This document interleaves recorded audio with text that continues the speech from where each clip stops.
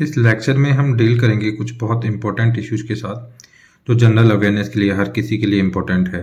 बहुत सारे इश्यूज 1 2 3 साल से अभी कंट्री के अंदर चल रहे हैं। लाइक आपको पता हो तो CAA आया था, सिटीजनशिप अमेंडमेंट एक्ट आया था। असम अकॉर्ड भी काफ़ी लाइमलाइट में रहता है। बार बार NRC कराने की बातें चलती है, नेशनल रजिस्टर्ड ऑफ सिटीजन्स की बातें चलती है, ठीक है। और अभी भी रिसेंटली आधार कार्ड को वोटर ID से लिंक करने की बात चल रही है।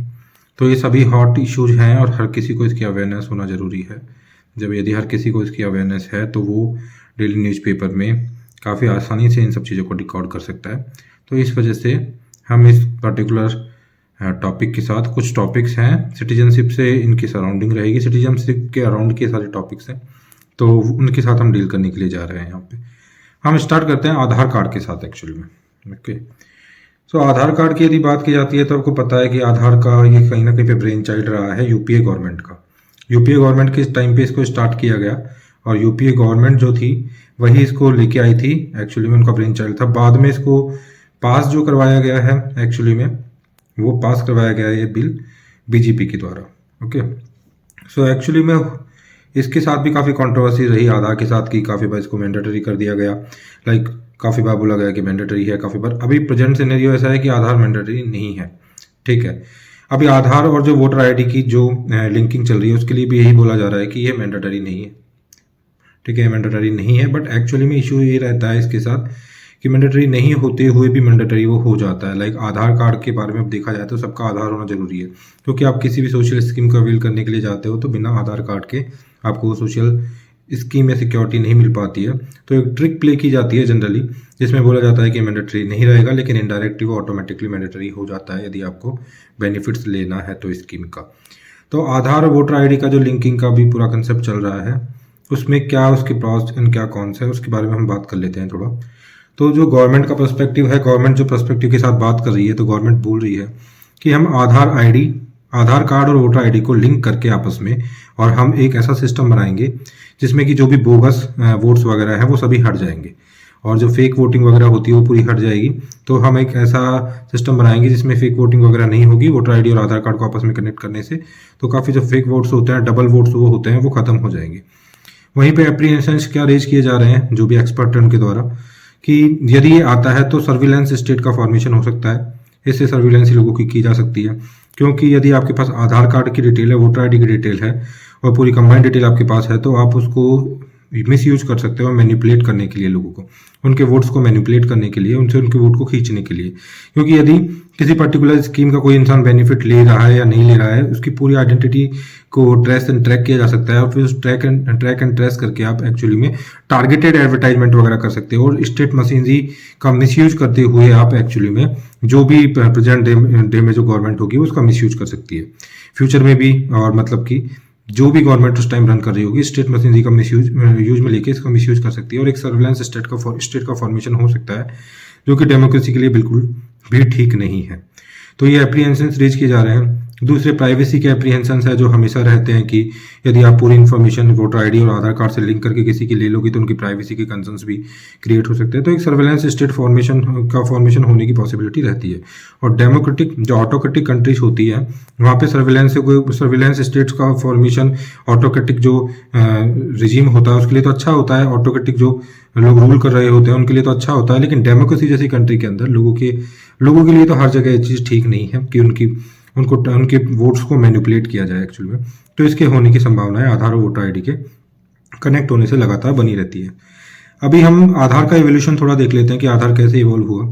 तो आधार का बिल लेके आया गया, आधार का बिल आया, वो भी काफ़ी कंट्रोवर्सीज में रहा, क्योंकि आधार को बिल को मनी बिल के बिहाफ पे पास करवाया गया। आधार के बिल को मनी बिल बना के लाया गया और क्या इसके पीछे रीजन साइट्स किए गए और क्यों मनी बिल बना के इसको लाया गया, यदि इसको हम जानना चाहें तो उस टाइम पे जो गवर्नमेंट थी उस टाइम की, तो वो गवर्नमेंट जो थी राज्यसभा में मेजोरिटी में नहीं थी और लोकसभा में मेजोरिटी में थी। तो बिल को पास करवाना राज्यसभा से सिंपल बिल के थ्रू पॉसिबल नहीं था। यदि आप मनी बिल बना के इसको लेके आते हो तो फिर राज्यसभा की पावर कर्टेल हो जाती है, राज्यसभा का उसमें बहुत ज़्यादा रोल नहीं रह जाता है और आप लोकसभा में मेजोरिटी में हो तो आप आसानी से पास करवा सकते हो।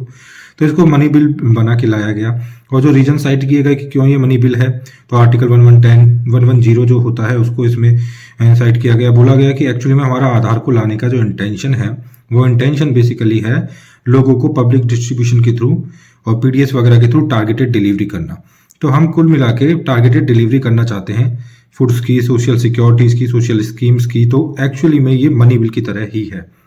बाद में इसके लिए पटिशन वगैरह भी फाइल की गई, तो बाद में सुप्रीम कोर्ट में ने भी मेजोरिटी में इसको बोल दिया गया कि हाँ, ये जो टेस्ट है मनी बिल होने का वो पास करता है। एक चंद्रचूड़ करके हमारे जस्टिस थे, उन्होंने मना किया, अदरवाइज सब ने बिल्कुल फेवर में इसको दिया। तो थोड़ा कंट्रोवर्शियल रहा ये बिल स्टार्टिंग से। आज के यदि आधार का स्टेटस देखा जाए तो ये 12 डिजिट का एक नंबर होता है सॉरी, ये 12 डिजिट का नंबर होता है आधार जो कार्ड होता है। अभी बहुत ज़्यादा इसको सोशल स्कीम, सोशल सिक्योरिटी वगैरह के लिए बहुत ज़्यादा यूज में लिया जा रहा है। और जो आपका होता है target PDS, target PDS means actually में पब्लिक डिस्ट्रीब्यूशन सिस्टम, जो टारगेटेड वे में किया जाए, उसके लिए भी आधार को काफ़ी ज़्यादा यूटिलाइज किया जा रहा है एक्चुअली में। तो काफ़ी अच्छा ये वर्क कर रहा है, इसमें कोई डाउट नहीं है। लेकिन एप्रीहेंशंस हमेशा जुड़े रहते हैं, बिकॉज हम कहीं ना कहीं पे अपनी आइडेंटिटी, जो बायोमेट्रिक आइडेंटिटी हमारी जो भी है, वो उसमें इनको दे रहे हैं, जो इसकी अथॉरिटी है उनको प्रोवाइड कर रहे हैं। और वो इन्फॉर्मेशन यदि कहीं से भी लीक हो जाती है, हालांकि गवर्नमेंट क्लेम करती है कि जहाँ पे हमने, जिस सिस्टम के अंदर हमने आपकी इन्फॉर्मेशन को डाला हुआ है, बायोमेट्रिक इन्फॉर्मेशन को, वो बिल्कुल सिक्योर है, कोई इसको हैक नहीं कर सकता है।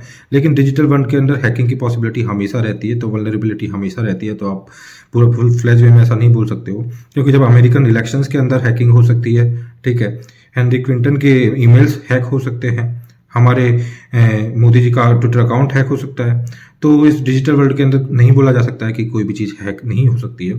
तो वल्नरेबिलिटी तो ऑलवेज बनी रहती है, इनसिक्योरिटी तो ऑलवेज बनी रहती है। लेकिन यहाँ पे डिसाइड इस चीज़ के बीच में करना होगा कि हम टेक्नोलॉजी के साथ जाके इवोल्यूशन को करना चाहते हैं, और इफेक्टिव पॉलिसी इम्प्लीमेंटेशन के लिए क्या रिस्क लेने को तैयार है कि इंडिविजुअल जो आइडेंटिटी है उसको हम मतलब कि ग्रैब उन लोगों से ले सके और उसको सिक्योर करके रख सके। तो ये लगातार, लेकिन वर्ल्ड वाइड लेवल पे अब ये सब किया जा रहा है। तो हमारी गवर्नमेंट भी इसमें अपर हैंड पे हमारी गवर्नमेंट भी आ रही है इसके साथ, और डाटा को सिक्योर करके रखा गया है, ऐसा बताया जाता है, ठीक है। और बट एक प्रॉब्लम यही है कि एक जो भी ये बायोमेट्रिक डाटा है वो हर किसी इंसान की एक आइडेंटिटी होती है, और ये आइडेंटिटी केवल एक आइडेंटिटी होती है। यदि आइडेंटिटी आपके पास नहीं है तो फिर आपका और कोई दूसरा तरीका नहीं है जिससे आप आपका क्लेम कर पाओ कि मैं हूँ, खुद हूँ। वो कुछ यूनिक आइडेंटिटीज होती हैं, ठीक है, जो आपकी बायोमेट्रिक आइडेंटिटीज होती हैं। यदि वो भी लीक हो जाए, उनका भी मिसयूज हो जाए, तो फिर काफ़ी बड़ा एक फ्यूचर में एप्रीहेंशन बना रहता है कि आपको अपनी आइडेंटिटी प्रूव करने के अंदर भी दिक्कतें आ सकती हैं। तो इस वजह से हालांकि थोड़ा सा सेंसिटिव इशू है, बट हम इसके साथ आगे बढ़े हैं और काफ़ी इफेक्टिवली ये काम कर रहा है। काफ़ी अच्छा इसका इम्प्लीमेंटेशन भी चल रहा है, और हर सोशल स्कीम वगैरह, टारगेटेड डिलीवरीज वगैरह के अंदर काफ़ी इफेक्टिवली ये काम कर रहा है। तो जब सन 2000 के आसपास अटल बिहारी वाजपेयी बोलते थे कि मैं 1 रुपया भेजता हूँ तो मुश्किल से 10-20 पैसे लोगों तक पहुँचते हैं। तो अभी इस सारे सिस्टम के थ्रू, लाइक OTP वाला सिस्टम अभी मोबाइल पर हो गया है, और आपका आधार कार्ड को लिंक कर दिया गया है। तो इन सब चीज़ों के थ्रू अब ये तो इंश्योर किया जा रहा है कि 1 रुपये में से मैक्सिमम अमाउंट ऑफ द पैसा लोगों तक पहुंचे, और लीकेज को मिनिमाइज कर दिया गया है। और इसमें इन सब चीज़ों का, लाइक आधार कार्ड का वाइटल रोल रहा है, इसमें कोई डाउट वाली बात नहीं है। लेकिन जो इसका एवोल्यूशन रहा, हिस्टोरिकल एवोल्यूशन, ब्रेन चाइल्ड ये कांग्रेस का रहा, मनी बिल के तौर पे इसको लाया गया, फिर 2016 में इसको पास करवा दिया गया। फिर उसके बाद भी बाद में कंट्रोवर्सीज में बना रहा, क्योंकि बाद में जो कंपनियां होती है, मोबाइल फ़ोन कंपनियां, बहुत सी कंपनी ने बहुत सारा मतलब इसको मैंडेटरी बना दिया कि आपको अपनी आईडी वाईडी लेनी है तो इसको आपको लाना ही होगा, आधार को। तो बाद में भी सुप्रीम कोर्ट ने एक्चुअली में इसको स्ट्रक डाउन कर दिया कि आपका किसी कंपनी को, वो वॉलंटरी है आपका, आप देना चाहो तो दे सकते हो, ये कंपलसरी नहीं है कि आपका आधार कार्ड आप दोगे तभी आपको सिम मिलेगी होगा। हाँ, बट कुछ स्कीम्स होती हैं उनके अंदर ये कंपलसरी है। तो एक्चुअली में इसका कंपलसरी ना होते हुए भी, जैसे कि आधार और वोटर आईडी के साथ भी ट्रिक खेली जा रही है कि कंपलसरी नहीं है, आपको आना है तो आप करवाओ, नहीं करवाना है तो मत करवाओ। बट एक्चुअली ये होती है कि इनडायरेक्टली ये ट्रिक प्ले की जाती है, इनडायरेक्टली अपने आप ही कंपलसरी हो जाता है इन फ्यूचर में जाके, और फिर फुल फ्लैज वे में आपको करवाना ही पड़ता है, क्योंकि यदि आपको अवेल करना है, बेनिफिट उठाना है स्कीम्स का, तो you have to go with it. Okay, so वो भी आधार और वोटर आईडी का जो कनेक्शन है वो भी इनडायरेक्टली इन फ्यूचर कंपलसरी सा ही हो जाने वाला है। तो इसमें कोई बात नहीं है। तो अभी जो नए प्रोविजंस आए हैं, कुछ नए अमेंडमेंट आए हैं, उनमें यही है कि अभी तक जो 14 ईयर्स की एज जिनको मिल जाती है, वो लोग अभी केवल एक बार रजिस्ट्रेशन करवा सकते थे। अब साल के अंदर 4 विंडो मिलेगी, ईयर के अंदर उनको 4 विंडो मिलेंगी, 4 बार वो जाके अपना आधार वोटर आईडी बनवा के उसको आधार से लिंक करवा सकते हैं।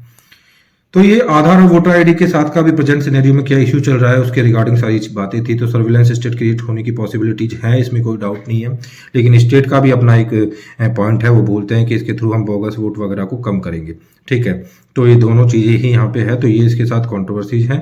अभी हम इसी चीज़ को जब देख रहे हैं हम, तो हमको एक चीज़ ध्यान रखने की, आधार कार्ड जो है वो सिटीजनशिप का प्रूफ नहीं है कहीं पे भी। आधार कार्ड जो होता है वो सिटीजनशिप का प्रूफ नहीं है, ये केवल रेजिडेंशियल आइडेंटिटी के तौर पे है कि आप रेजिडेंट हो किसी जगह पे, तो उतना ही ये प्रूव करता है। और इसका जो मेन पर्पज है वो 12 आईडी का ये यूनिक नंबर होता है, इसे उदय इससे जुड़ा हुआ है, ठीक है, अथॉरिटी जो है। और एक्चुअली में जो 12 डिजिट का नंबर होता है, ये इस चीज़ को ये जो आधार कार्ड है उसका मेन पर्पज जो है सोशल स्कीम वगैरह को प्रमोट करना, उनको टारगेटेड वे में डिलीवर करना और लोगों तक पहुंचाना है। इसको आप एज ए सिटीजनशिप प्रूफ के तौर पे नहीं ले सकते हो, ठीक है। ये केवल एक रेजिडेंशियल प्रूफ है और ये आधार कार्ड के बारे में है सब कुछ। अब हम थोड़ा इसी से लिंक की जो चीज़ें हैं, आधार से लिंक की जो चीज़ें तो नहीं है, लेकिन सिटीजनशिप से जो लिंक चीज़ें हैं उनको देख लेते हैं हम काफ़ी ज़्यादा। तो आपको पता है कि अभी 2 साल पहले CAA बहुत ज़्यादा लाइमलाइट में था, जो सिटीजनशिप अमेंडमेंट एक्ट था वो बहुत ज़्यादा लाइमलाइट के अंदर था, ठीक है। इसमें हुआ क्या था कि 6 कम्युनिटीज़ हैं, मैं इसको बिल्कुल सिंपलेस्ट वे में आपको बताना चाहूँगा। 6 कम्युनिटियाँ हैं, ठीक है, और 3 कंट्रियाँ हैं। तो जो 3 कंट्रियाँ हैं वो कंट्री हो जाती है आपकी बांग्लादेश, आपका पाकिस्तान और आपका अफगानिस्तान। ये जो 3 कंट्रियाँ हैं इनके अंदर जो 6 कम्युनिटीज़ हैं, इसमें जनरली हमने इंक्लूड किया है, हिंदू को इंक्लूड कर दिया, क्रिश्चियंस को इंक्लूड कर दिया, बुद्ध को इंक्लूड कर दिया, सिख को इंक्लूड कर दिया, पारसी को इंक्लूड कर दिया, जैन को इंक्लूड कर दिया। तो ये 6 कम्युनिटीज़ को हमने इंक्लूड कर दिया। ये कम्युनिटियाँ माइनॉरिटी में मानी गई हैं और ये कम्युनिटियाँ यदि यहाँ के लोग हमारे यहाँ पे आके रह रहे हैं तो जनरली क्या होता है कि 11 साल के अंदर नेचुरलाइजेशन के थ्रू सिटीजनशिप मिल जाती है। यदि कोई इंसान इलीगल नहीं है और लेजिटिमेट वे में इंडिया के अंदर रह रहा है तो 11 साल वो इंडिया में कंटिन्यूसली अपना टाइम निकाल लेता है तो उसको सिटीजनशिप ऑफ इंडिया मिल जाएगी। ये प्रोविजन होता है हमारे यहाँ पे, ठीक है, नेचुरलाइजेशन के थ्रू सिटीजनशिप को एक्वायर करने का। इनके लिए क्या चेंज किया गया, बस ये में इतना है, इसमें बहुत कॉम्प्लिकेटेड वे में इसको लेने की जरूरत नहीं है। जनरल फिनोमिना ये होता है कि कोई सी कंट्री का कोई इंसान लेजिटिमेट वे में 11 साल तक इंडिया के अंदर रहता है तो वो इंडिया सिटीजनशिप के लिए अप्लाई करने का हकदार हो जाता है एक्चुअली में। तो वो हकदार जब हो जाता है तो 11 साल में वो अप्लाई कर सकता है और इसे नेचुरलाइजेशन का प्रोसेस बोलते हैं, इसके थ्रू से सिटीजनशिप मिल जाती है। CAA में कुछ अलग नहीं किया गया है, सिंपल सा किया गया है कि सब कुछ सारी प्रोविजन और सारी कंट्रीज के लिए वही है, लेकिन जो 3 कंट्रियां हैं उनकी जो ये 6 कम्युनिटीज हैं, ये इनके लोग यदि लेजिटिमेट वे में इंडिया में रह रहे हैं, ठीक है, तो वो लोगों को आप 6 साल के अंदर विद इन 6 ईयर्स 6 साल के अंदर उन लोगों को आप सिटीजनशिप प्रोवाइड करवा दोगे। This is all about CAA। तो काफी कंट्रोवर्शियल रहा क्योंकि इसमें एक्सक्लूजन हुआ है बहुत सारी कम्युनिटीज का। फिर बहुत सारी डिमांड ये भी आई कि यदि आप माइनॉरिटी का प्रोटेक्शन इसके बिहाफ पे करना चाह रहे हो तो श्रीलंका के तमिल हैं उनको भी आप इंक्लूड करो, और भी बहुत सारी कंट्रीज हैं उन लोगों को भी आप इंक्लूड करो, उनका भी प्रोटेक्शन आप प्रोवाइड करो यदि आप माइनॉरिटी को प्रोटेक्शन की ही बात कर रहे हो। तो थोड़ा ये सेक्युलर जो ग्राउंड है हमारी कंट्री का, जिसमें हम रिलीजन के बिहाफ पे किसी तरीके का कोई डिस्क्रिमिनेशन नहीं करते हैं, सबको इक्वल लेके चलते हैं, तो ये रिलीजन के ग्राउंड पर डिस्क्रिमिनेशन के तौर पर लिया जा रहा है और हमारे जो लिया गया और हमारी सेक्युलर जो कैरेक्टर है कंट्री का उसके ऊपर ब्लो की तरह इसको लिया गया। काफी लोगों ने इस तरह से इसको क्रिटिसाइज किया है, ठीक है। लेकिन पूरी तरह से जो सिटीजनशिप होती है वो सेंटर का सब्जेक्ट होता है और इसमें स्टेट का कोई इसमें बहुत बड़ा रोल हो नहीं सकता है। तो इसको अभी CAA को पास कर दिया गया है। इसका नोटिफिकेशन भी, जब कोई बिल पास हो जाता है उसके बाद उसको नोटिफाई किया जाता है, फिर उसका इम्प्लीमेंटेशन होता है, तो इसको नोटिफाई भी कर दिया गया है, ठीक है। लेकिन इसके रूल्स का फॉर्मेशन अब तक नहीं हुआ है। ये इम्प्लीमेंट होने वाला था 2020 से, लेकिन रूल्स अब तक नहीं बन पाए हैं। अभी रूल्स बनेंगे तब मे बी ये रोल आउट स्टार्ट हो पाएगा बाद में जाके, ठीक है। तो ये भी CAA का स्टेटस है। इसको मैंने सिंपल से तौर पे आपको बता दिया है कि एक्चुअली में ये है क्या, ठीक है।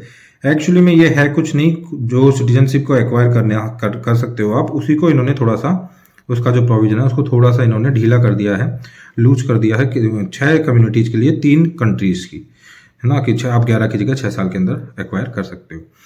अब जो ये पर्टिकुलर जो चीज़ है सिटीजनशिप अमेंडमेंट एक्ट जो आया उसके बाद नॉर्थ ईस्ट के अंदर बहुत ज़्यादा प्रोटेस्ट हुआ, फिर बहुत ज़्यादा राइट विंग वगैरह वालों ने NRC की भी डिमांड की, ठीक है। तो ये NRC क्या है, NPR क्या है, ILP क्या होता है, सेंसस क्या है, किस तरह से आपस में एक दूसरे से डिफरेंट है, और इन सब चीज़ों को हम एक साथ बिल्कुल कनेक्ट वे में लेंगे ताकि ये हमारा पूरा 360 डिग्री के साथ ही पूरे इश्यूज सारे एक साथ खत्म हो जाएं, जहाँ पे कि हमें सिटीजनशिप से कोई प्रॉब्लम ना रह जाए। NRC, NPR, ILP जो लगातार लाइमलाइट में बने रहते हैं न्यूज़पेपर्स के अंदर, उनके साथ कोई इशू ना रह जाए, उसको इसके लिए हमें सिर्फ हॉलिस्टिक वे में कंप्लीट करने के लिए कुछ और भी चीज़ें इसके साथ अटैच कर लेते हैं। हमने सबसे पहले स्टार्ट आधार से किया है और बता दिया है कि आधार जो है वो कहीं से भी सिटीजनशिप का कोई प्रूफ नहीं है। उसके बाद हमने आधार और वोटर आईडी की लिंकिंग को लेकर क्या एप्रीहेंशंस है उसकी हमने बात कर ली है, आधार का क्या इवोल्यूशन रहा वो हमने बात कर ली, और CAA एक सिंपलेस्ट फॉर्मेट में क्या है वो हमने समझ लिया है। अब हम असम अकॉर्ड की बात करते हैं, क्योंकि जैसे ही CAA आया है और जब से बिल आया तब से ही असम के अंदर बहुत ज़्यादा प्रोटेस्ट हो रहे हैं इस चीज़ को लेके। ठीक है, तो असम अकॉर्ड के अंदर क्या था, क्या हुआ, तो हुआ क्या था आपको पता है कि बांग्लादेश को हमने फ्रीडम दिलाई थी 1971 में 25 मार्च के आसपास। तो उस टाइम पे बहुत ज़्यादा अमाउंट में माइग्रेशन हुआ था जब वॉर चल रहा था, तो इंडिया के अंदर जो असम के जो लोग थे वहाँ पे बहुत ज़्यादा लोग माइग्रेट करके आए और पूरा का पूरा जो डेमोग्राफी है असम का बोलते हैं चेंज हो गया। पूरा जो वहाँ का डेमोग्राफिक सेटअप था, जो लोग मेजोरिटी में हुआ करते थे वो माइनॉरिटी में कन्वर्ट हो गए, बहुत ज़्यादा अमाउंट में रेफ्यूजी क्राइसिस होने की वजह से, इलीगल माइग्रेंट्स के आने की वजह से। ठीक है, बहुत ज़्यादा हुआ। तो अब वहाँ पे जब वो लोगों की मेजोरिटी माइनॉरिटी में कन्वर्ट हो गई, उनका कुल मिला के जो वेल सेटेड पूरा उनका ऑक्यूपेशन वगैरह होते थे वो हैम्पर हो गए, तो वहाँ पे बहुत ज़्यादा उन लोगों के बीच में गुस्सा आ गया उस चीज़ की वजह से और उन्होंने प्रोटेस्ट स्टार्ट किया। और 1979 से लेकर 1985 तक कंटिन्यूसली प्रोटेस्ट चलता रहा, उससे पहले भी प्रोटेस्ट चलते रहे। और 1985 के अंदर फाइनली ये डिसाइड किया गया कि असम अकॉर्ड साइन हुआ। असम अकॉर्ड एक ट्राइपार्टाइट अकॉर्ड था। ये किस किस के बीच में, सेंट्रल गवर्नमेंट, स्टेट गवर्नमेंट और एक जो इनका पर्टिकुलर असम का यूनियन था, स्टूडेंट यूनियन, उनके बीच में साइन हुआ था असम अकॉर्ड जो साइन हुआ वो। तो इसमें अकॉर्ड में क्या डिसाइड किया गया, इस अकॉर्ड में डिसाइड किया गया कि एनआरसी करवाया जाएगा असम के अंदर। अब हम एनआरसी को भी देख लेंगे कि एनआरसी क्या है एक्चुअल में। ये डिसाइड किया गया कि एनआरसी करवाया जाएगा असम के अंदर, नेशनल रजिस्टर्ड ऑफ सिटीजनशिप करवाया जाएगा या एनआरआईसी करवाया जाएगा, national registered of Indian citizen करवाया जाएगा। और जो भी लोग इस टेस्ट को पास नहीं कर पाएंगे, एनआरसी के अंदर इंक्लूड नहीं होंगे, उन लोगों को हम डिपोर्ट कर देंगे, मतलब वो लोग इलीगल हैं, इलीगल माइग्रेंट्स हैं। इसके लिए अलग अलग कट ऑफ डेट्स डिसाइड की गई। तो बोला गया इसमें कट ऑफ डेट्स में कि भाई जो लोग 25 मार्च 2000 की जो मिडनाइट थी 24 से 25 मार्च की 12 बजे उससे पहले यदि कोई इंसान आ गया है तो कोई बात नहीं है, उसके बाद में जो इंसान आया है तो वहाँ पे भी कोई बात नहीं है। मतलब इसमें एक 1967 की कट ऑफ डेट डिसाइड की गई, मतलब इससे पहले कोई लोग आ गए हैं तो उनको तो हम सिटीजनशिप दे ही देंगे, वो तो सिटीजन हो गए हैं। दूसरा, यदि 1967 से लेके और 71 के बीच में कोई लोग आए हैं तो उन लोगों को हम सिटीजनशिप तो नहीं देंगे, लेकिन उनको हमको डिपोर्ट नहीं करेंगे और बाद में जाके उनको सिटीजनशिप दे देंगे। लेकिन 71 के बाद जो लोग आए हैं उनको हम डिपोर्ट कर देंगे पूरी तरह से। ये प्रोविजन असम अकॉर्ड में आया, क्यों? क्योंकि वहाँ की डेमोग्राफी चेंज हो गई, वहाँ के लोग नाराज हो गए, उनके ऑक्यूपेशन खत्म हो गए, वो मेजोरिटी से माइनॉरिटी के अंदर कन्वर्ट हो गए वहाँ पे। ठीक है, अब तब का टाइम था और अब तक का समय निकल गया है और अब 2019 में जाके एक्सरसाइज कंप्लीट हो पाई है, नहीं तो इसको लगातार डिले किया गया। अभी 35 ईयर्स के बाद जाके ये एनआरसी हुआ है असम के अंदर। फाइनली एनआरसी होता क्या है तो इसको मैं थोड़ा सा आपको बता दूं, फिर दोबारा से हम लौटेंगे असम अकॉर्ड के ऊपर। एक होता है आपका सेंसस। तो सेंसस के अंदर कुछ नहीं होता है, सेंसस में आपका जो डाटा होता है, डेमोग्राफिक डाटा, कितनी पॉपुलेशन है वगैरह वगैरह, इन सब चीज़ों को सेंसस में काउंट कर लिया जाता है। ठीक है, उसके बाद एक होता है एनपीआर। जब सेंसस को आपके बायोमेट्रिक से कनेक्ट कर दिया जाए तो वो हो जाता है नेशनल पॉपुलेशन ऑफ रजिस्ट्रार, तो ये एनपीआर हो जाता है। सॉरी। इसके बाद यदि एनपीआर के साथ सिटीजनशिप के जो कानून है, लॉज है, उनको अप्लाई कर दिया जाए तो वो डायरेक्ट एनआरसी हो जाता है। ठीक है, तो डायरेक्ट एनआरसी होता है, एनआरसी हो जाता है, इससे आपकी सिटीजनशिप प्रूफ होती है। तो अब जाके एनआरसी हुआ है, कुछ लोग एक्सक्लूजन निकल के आए हैं, अभी कुछ समझ नहीं आ रहा है कि उनका क्या करना है, क्योंकि हालांकि हम किसी भी तरीके से 1951 का जो एक प्रोटोकॉल होता है रेफ्यूजी से रिलेटेड, ये तो कन्वेंशन होता है, 1967 का एक प्रोटोकॉल है। इंडिया कोई सिग्नेटरी नहीं है इन किसी भी चीज़ का, लेकिन ह्यूमैनिटेरियन ग्राउंड पे हमने कभी भी ऐसा नहीं किया है कि हमने बहुत ज़्यादा डिपोर्टेशन वगैरह किया हो एक्चुअली में। तो हिस्टोरिकली हमारा जो इसमें ह्यूमैनिटेरियन बेसिस पे जो पूरा ग्राउंड रहा है काफ़ी अच्छा रहा है। ठीक है, लेकिन हमारा खुद का इंटरनल रेफ्यूजी लॉ भी नहीं है कोई। यदि हम ऐसे कुछ लॉ लेके आ जाएं कि हम बिल्कुल उसको बैन कर दें तो अभी हो सकता है कि ये रेफ्यूजी जो हमारी कंट्री के अंदर एंट्री करते हैं वो पहले ही इस चीज़ को समझते हुए ना एंट्री करें। बट हमारा कोई रेफ्यूजी लॉ भी अब तक नहीं बन पाया है। हालांकि हमने 1951 और 67 के प्रोटोकॉल को साइन नहीं किया है, बट स्टिल उसके बाद मतलब फिर भी हमने ह्यूमैनिटेरियन बेसिस पे कभी डिपोर्टेशन वगैरह के अंदर पार्ट नहीं लिया है, हमने कभी डिपोर्ट नहीं किया है किसी को। ठीक है, तो अभी मैंने बता दिया कि व्हाट इज सेंसस। सेंसस में बायोमेट्रिक जोड़ा एनपीआर, एनपीआर के अंदर रूल्स लगा दिए तो एनआरसी। कौन से? सिटीजनशिप वाले जो 1955 वाले हैं, उसमें अमेंडमेंट होता रहा है बार बार, और तो जब मतलब 4 बार अमेंडमेंट इसमें हो चुका है। और जो अमेंडमेंट के बाद प्रोविजन निकल के आया वो क्या है, हम यहाँ पे जो फॉलो करते हैं जिसको सन ऑफ सोली का कंसेप्ट हम फॉलो करते हैं। इसका मतलब ये होता है जनरली कि जो जन्म हुआ है जिस इंसान का, हम ब्लड रिलेशन वाले चीज को ना इंक्लूड करके ये सन और सॉली वाला कंसेप्ट फॉलो करते हैं। मतलब जो भी जिसका इंडिया के अंदर जन्म हुआ है उसको हम मतलब सिटीजन मानते हैं। लेकिन बाद में इसको और भी नैरो कर दिया गया और हम मतलब कि ब्लड वाले रिलेशन की तरफ बढ़ते हुए नजर आए। और बाद में जो क्लेम भी किया गया कि यदि यहाँ से वो डेटें दी गई है बहुत सारी कट ऑफ की, इतनी डेट से इतनी डेट तक यदि कोई इंसान है उसका जन्म हुआ तो ठीक है वो सिटीजन है। लेकिन यदि इस डेट से डेट में हुआ है तो उसके फादर मदर का या फिर उनमें से एक का भी इंडियन होना जरूरी है। और साथ में जो दूसरा है, जो दूसरा स्पाउस जो है उनकी मतलब कि जो पति या पत्नी जो एक है, माँ बाप जो है उसमें से एक का फिर इलीगल माइग्रेंट नहीं होना जरूरी है। तो इसको थोड़ा कॉम्प्लेक्स करते गए, जटिल करते रहे। और मतलब ताकि जो रेफ्यूजी आ रहे हैं उनका जो आगे ऑफ स्प्रिंग्स हो रहे हैं उनको इतनी आसानी से सिटीजनशिप ना मिल जाए, इसलिए इसको टाइट किया गया है इन अमेंडमेंट्स के थ्रू बाद में। ठीक है, जो भी बात की अमेंडमेंट्स, 4 अमेंडमेंट रहे हैं उनमें हम वापस से असम अकॉर्ड के ऊपर लौटते हैं दोबारा से। तो जो असम अकॉर्ड रहा आपका, ठीक है, वो मैंने आपको बता दिया कि क्यों लाया गया। डेमोग्राफी बहुत तेजी से चेंज हो रही थी, चीजें बदल रही थी, असम में प्रोटेस्ट हो रहा था, एजिटेशन हो रहे थे, उन सब लोगों को रोकने के लिए लाया गया। लेकिन बहुत इंप्लीमेंटेशन में देरी हो गई है। अब रिसेंटली अब क्या हुआ है कि एनआरसी हो गया है। अब देखो, आप जब CAA आ गया, अभी क्या बोला गया कि एनआरसी असम में जब हुआ तो बोला गया कि इन लोगों को हम डिपोर्ट कर देंगे।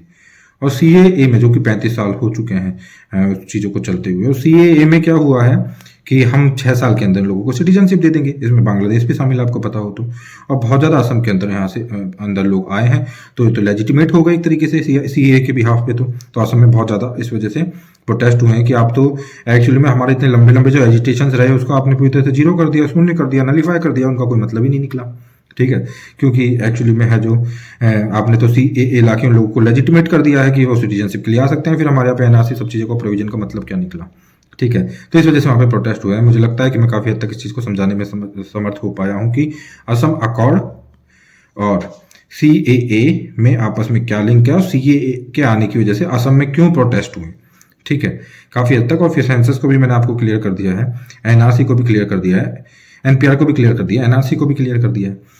अब ये बात आती है कि क्या NRC जो CAA होगा वो पूरी कंट्री में लगेगा? नहीं, देखो कुछ एक्सक्लूजन इसमें किए जाएंगे। लाइक आपको मैं बता दूं, 6 शेड्यूल जो इंडिया का होता है जिसमें AM/TM स्टेट्स होते हैं, अरुणाचल प्रदेश, मणिपुर, त्रिपुरा, मिजोरम। ठीक है, सॉरी असम, मेघालय, त्रिपुरा, मिजोरम।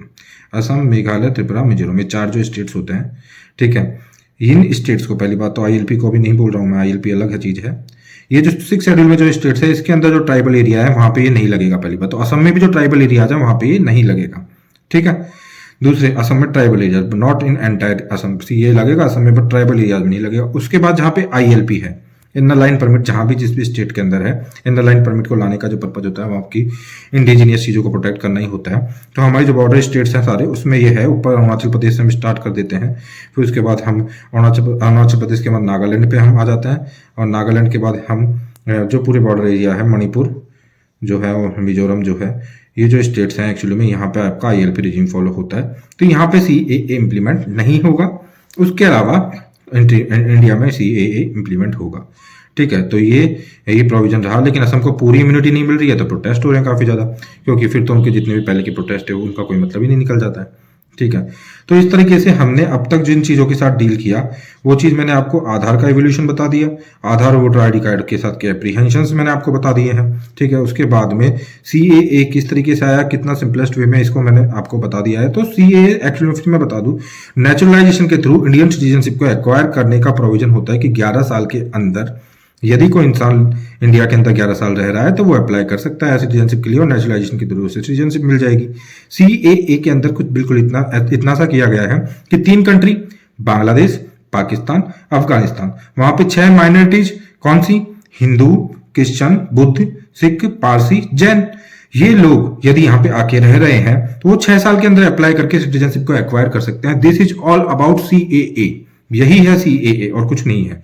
ठीक है, बस फर्दर इसके फिर बाद में बहुत ही अलग अलग ग्राउंड पे इंटरप्रिटेशन किए गए। सेक्युलर ग्राउंड पे जब इसको पूरा डिकॉर्ड किया गया तो पाया गया कि यहाँ पे यही क्यों केवल, और यही कंट्रियां क्यों केवल, श्रीलंका क्यों नहीं, तमिल क्यों नहीं, वहां के मुस्लिम्स को आप क्यों नहीं इंक्लूड कर रहे हो? वो मेजोरिटी में तो है लेकिन फिर भी आप इंक्लूड क्यों नहीं कर रहे हो? तो ऐसे बहुत सारे, और ऐसा आप भी ग्राउंड बना कैसे सकते हो जिसमें आप रिलीजन ग्राउंड पे बिहाफ पे एक्चुअली में लोगों को आप सिटीजनशिप प्रोवाइड कर रहे हो। ये तो आपके सेकुलर करेक्टर जो कि बोलता है कि स्टेट किसी तरीके का कोई डिफरेंशिएशन नहीं करेगा ऑन बिहाफ ऑफ रिलीजन, इसका एंटायर वायलेशन है।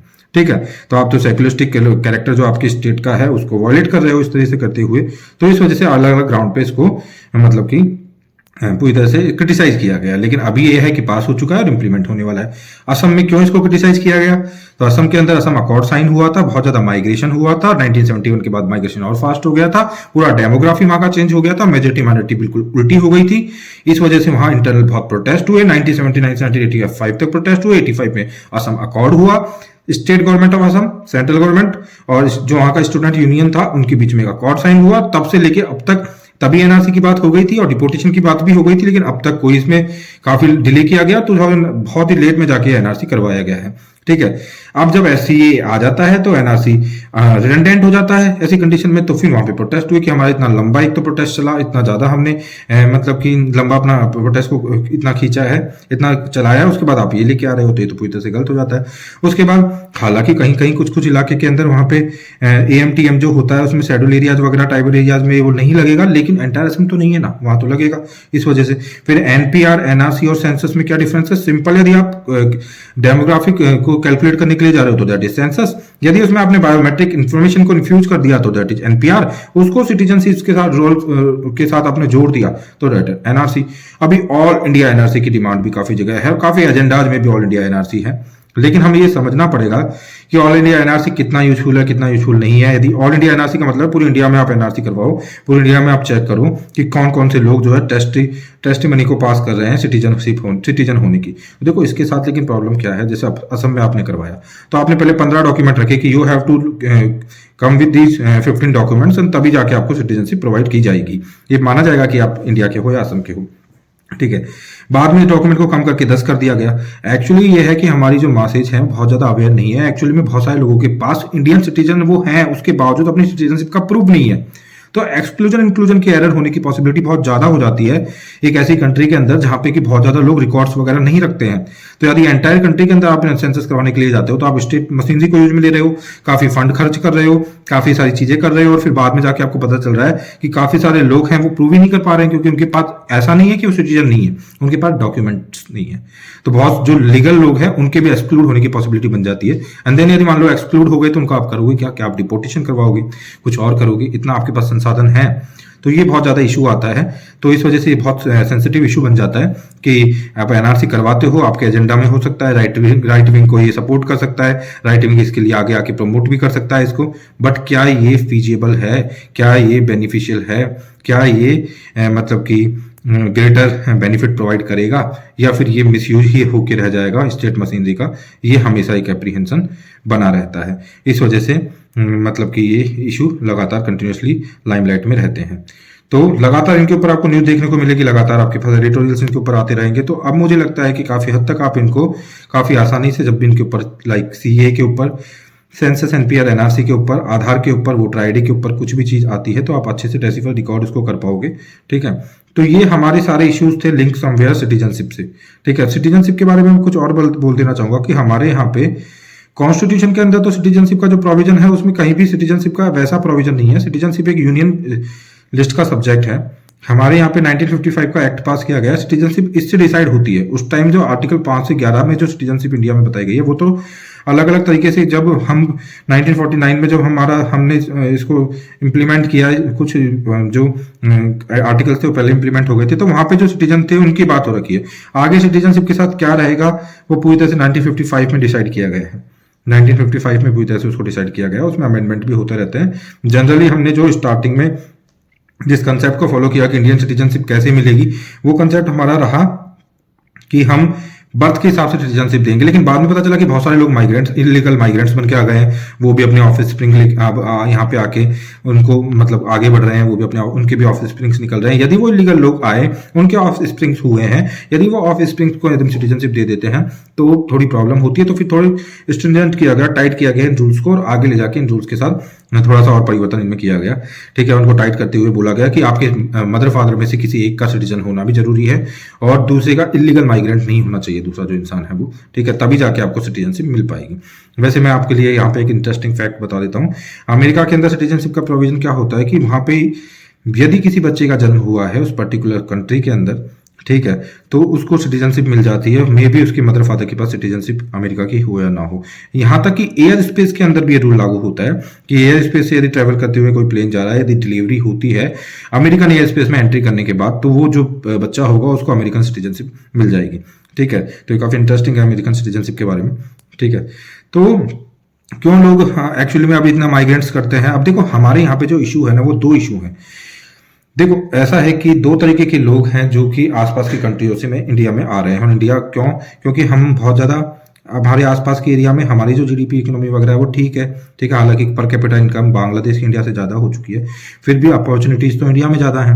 नेपाल, भूटान, पाकिस्तान, अफगानिस्तान, श्रीलंका, सारी कंट्रियों से ज़्यादा अपॉर्चुनिटी यहाँ है। जब अपॉर्चुनिटी ज़्यादा होती हैं तो माइग्रेशन जो होता है इलीगल वाला वो ज़्यादा होता है ना। लेकिन हमको यहाँ पे थोड़ा सेंसिटिवली दो चीज़ों को समझना पड़ेगा। लाइक आप मैक्सिको को ले लो अमेरिका के अंदर, और ये अमेरिका को आप ले लेते हो, तो मैक्सिको से अमेरिका में बहुत ज़्यादा माइग्रेशन होता है क्योंकि यहाँ पे बहुत अच्छा है पूरा सिस्टम, यहाँ पे डाउन है। तो यहाँ पे वॉल वगैरह कंस्ट्रक्ट करने की बात भी डोनाल्ड ट्रंप ने की थी और वो सब भी चल रहा था। वो ज़्यादातर हर कंट्री जो थोड़ी फ्लरिश है वो ही माइग्रेंट्स वाले इशू से जूझती रहती है। लाइक यूरोपियन कंट्री भी बहुत जूझती है इससे, वहाँ पे माइग्रेशन होता रहता है। हमारे यहाँ पे दो इशू है। देखो माइग्रेशन पे दो टाइप का हो रहा है। एक लोग होते हैं रेफ्यूजी, मान लो कोई वॉर हो गया, लाइक देखो अभी म्यांमार के अंदर कू हो गया, ठीक है, या फिर कोई वॉर हो गया, तो वो लोग भाग के आ रहे हैं, बांग्लादेश में हुआ था, तो वो तो हो गए आपके रेफ्यूजी टाइप हो गए। और एक होता है आपके माइग्रेंट, जिनमें हम इलीगल माइग्रेंट्स की यदि बात करेंगे तो वो लोग यहाँ पे आ गए इकोनॉमिक बेनिफिट उठाने के लिए। ठीक है, तो यदि सॉल्यूशन के लिए हम जाएं कि यार हमको सीए भी नहीं करना है, या सीए तो अब इम्प्लीमेंट हो चुका है तो कोई दिक्कत नहीं है, एनआरसी जो है वो हमको एनआरसी भी नहीं करना है, और हमको जो इलीगल माइग्रेंट्स की प्रॉब्लम को रिजॉल्व भी करना है, तो हमें पहले नेचर को समझना होगा कि नेचर में किस तरीके के हम दोनों को एक ही साथ लेके चलते हैं। जो रेफ्यूजी आ रहे हैं इस तरह से वॉर वगैरह की वजह से और किस तरीके के पॉलिटिकल चेंज की वजह से जो बहुत ड्रास्टिकली हो गया है, वो रेफ्यूजी जो लोग आ रहे हैं उनको भी, और same point of the time जो दूसरी लोग कौन है, दूसरे लोग जो कि इमाइग्रेंट जो इलीगल माइग्रेंट्स है, जो किस लिए आ रहे हैं, जॉब वॉब को सर्च करने के लिए आ रहे हैं, इकोनॉमिक बेनिफिट्स के लिए आ रहे हैं, दोनों को मर्ज करके देखते हैं। सबसे बड़ा इशू हमारे साथ एक है, दोनों को हम कंबाइंड वे में देखते हैं। इन दोनों को हम यदि अलग अलग तरीके से देखें तो ये ज़्यादा बेटर होगा, हम ज़्यादा इफेक्टिवली इसको इंप्लीमेंट कर पाएंगे। दूसरा, और यदि सॉल्यूशन की बात की जाए, हम खुद के रेफ्यूजी लॉ के साथ आ जाए, जिसमें हम बोल दें कि इस तरीके के हमारे इंटरनल लॉ हैं, तो हो सकता है कि लोग डिस्करेज हो जाए आने से। जैसे कू होगा, उनको पता है कि यहाँ पे जाके हमको एंटरटेन नहीं किया जाएगा, फिर ऐसा भी हो सकता है कि हमें सजा वगैरह हो जाएगी, ये हो जाए वो हो जाए। हालांकि कुछ डिपोर्टेशन वगैरह और डिटेनमेंट वगैरह के प्रोसीजर हैं, लेकिन स्टेट मशीनरी नहीं कर पाती क्योंकि पहले ही हमारे पास लैक ऑफ फंड है, और इतने ज्यादा अमाउंट में यदि कोई लोग आ जाएंगे तो आप कैसे करोगे? फिर ह्यूमैनिटेरियन ग्राउंड पे भी आप रेफ्यूजी हैं जिनको किलिंग की जा रही है, लाइक अभी रोहिंग्या वाले हैं इशू, वहां पे उनको मास किलिंग की जा रही है, उनको आप रिपोर्ट करके वहां भेज दो मास किलिंग के लिए, तो ह्यूमैनिटेरियन ग्राउंड के ऊपर ये पूरी तरह से गलत है। ठीक है, आप इस तरीके से ह्यूमैनिटेरियन ग्राउंड को पूरी तरह से खत्म नहीं कर सकते हो। ठीक है, तो उसको भी आपको समझना पड़ेगा। तो हम रेफ्यूजी पॉलिसी के साथ कुछ आ जाए कि भाई हम यहाँ पे एंटरटेन नहीं करेंगे लोगों को, ऐसा ऐसा होगा, तो हो सकता है उससे एक डिटरेंट क्रिएट हो। लेकिन इन सब चीज़ों को थोड़ा सा हमें स्पष्ट तौर पे लेके आने की पॉलिटिकल विल के साथ जरूरत है, कुछ बिल फिल्स और पॉलिटिकल विल के साथ जरूरत है, और थोड़े बहुत मतलब एक्ट और कुछ बिल विल लेके आके इनको सॉल्व किए जाने की जरूरत है। तो हमने यहाँ पे इन सब चीज़ों को देखा। अभी थोड़ा सा आधार के बारे में थोड़ा सा और मैं स्ट्रेच करना चाहूँगा कि आधार क्योंकि काफ़ी ज़्यादा बेनिफिशियल अभी हो रहा है। मिसयूज की तो मैं बता दी कि डाटा सेंसिटिविटी है कि डाटा यदि हैक हो जाते हैं किसी इंसान के, तो ऐसी कंडीशन के अंदर थोड़ा सा वो थोड़ा एप्रीहेंसिव हो सकते हैं वहाँ पे चीज़ों में। लेकिन यदि इसके बेनिफिट्स की यदि बात की जाती है तो अभी देखो पीडीएस जो होता है, पब्लिक डिस्ट्रीब्यूशन सिस्टम जो हो रहा है, इसमें आपका टीपीडीएस चल रहा है अभी, है ना। अभी जो आपका एनएफएसए आ गया है, नेशनल फूड सिक्योरिटी एक्ट 2013 के अंदर, अभी बताया गया कि कोविड के टाइम पे लगभग 70 से 80 करोड़ लोगों को फूड सिक्योरिटी प्रोवाइड की गई है एनएफएसए के थ्रू और पीडीएस डिस्ट्रीब्यूशन करके। पहले हुआ क्या करता था कि आता था, पीडीएस डीलर्स हुआ करते थे, फेयर एंड प्राइस शॉप्स हुआ करती थी, वो डीलर जो होते थे उसको पहले ही बीच में ही उसको खत्म कर दिया करते थे या फिर इसको लीक करके ले जाया करते थे। अभी क्या हो गया है, पहली बात तो जो आपका जिस व्हीकल के अंदर वो चीज़ें आ रही हैं, जो फूड डिस्ट्रीब्यूट होने के लिए आ रहा है पीडीएस के थ्रू, उस व्हीकल की पूरी ट्रैकिंग एंड ट्रेसिंग चल रही है। ठीक है, फेयर प्राइस शॉप की अच्छी वाली सर्विलेंस ही हो रही है, स्टेट पूरी तरह से उनको सर्विलेंस ही कर रहा है। तीसरा, फूड डिस्पैच जब होता है उस सबके मैसेज आपके मोबाइल तक आ रहे हैं, और ओटीपी वाला कंसेप्ट आ गया है, आधार से इसको लिंक कर दिया गया है, तो यूनिक हो गई हैं चीजें। अब जब आपको ओटीपी आएगा तभी जाकर आपको वो राशन आपका अलॉट किया जाएगा, वो पूरा उसका सेंट्रल डाटाबेस बनेगा, और आपकी यूनिक जो आईडी है 12 नंबर की, उससे वो पूरी तरह से मतलब कि सिंक हो जाएगा, तो वो आपको पता चल जाएगा कि आपको वो मिल चुका है। तो इस तरीके से पूरा एक फुल फ्लैज वे में टाइट सिस्टम हो गया है, तो लीकेज की पॉसिबिलिटीज कम हो गई है। तो नो डाउट आधार ने काफी वाइटल रोल प्ले किया है सोशल स्कीम्स को टारगेटेड वे में लोगों तक पहुंचाने के अंदर। ठीक है, तो मुझे लगता है कि सारे हमारे टॉपिक जो हैं काफ़ी हॉलिस्टिकली कवर हो गए हैं, सारे लाइमलाइट के इंपॉर्टेंट टॉपिक्स हैं, और एक जनरल इंसान को भी इनकी अवेयरनेस होना बहुत ज़रूरी है, और हमने हॉलिस्टिकली इसको कवर कर लिया है। कभी अभी अगले कुछ लेक्चर्स में या कभी और हम थोड़ा सा नॉर्थ ईस्ट के अंदर जो और स्टेट्स हैं लाइक नागालैंड वगैरह है, बोडोल बोडोल वो नागालैंड की डिमांड, ग्रेटर नागालैंड की डिमांड करते हैं, और भी कुछ सिक्किम वगैरह त्रिपुरा वगैरह में थोड़े से सिचुएशन को लेके थोड़ा सा फ्रेजाइल रीजन है वो। ठीक है, तो उसके ऊपर हम थोड़ी और बात कर लेंगे नागाज के इश्यूज वगैरह के ऊपर। तो ये एंटायरली फिर हमारा पूरी तरह से सिटीजनशिप वाला पूरा जो अभी भी जितनी भी कंट्रोवर्सीज रहती है वो खत्म हो जाएंगी। तो अभी के लिए हम इसको खत्म करते हैं, बंद करते हैं, अभी के लिए इस लेक्चर को बंद करते हैं। अब अगले लेक्चर के साथ हम आएंगे कुछ इंटरेस्टिंग नई चीज़ों के साथ। Thank you.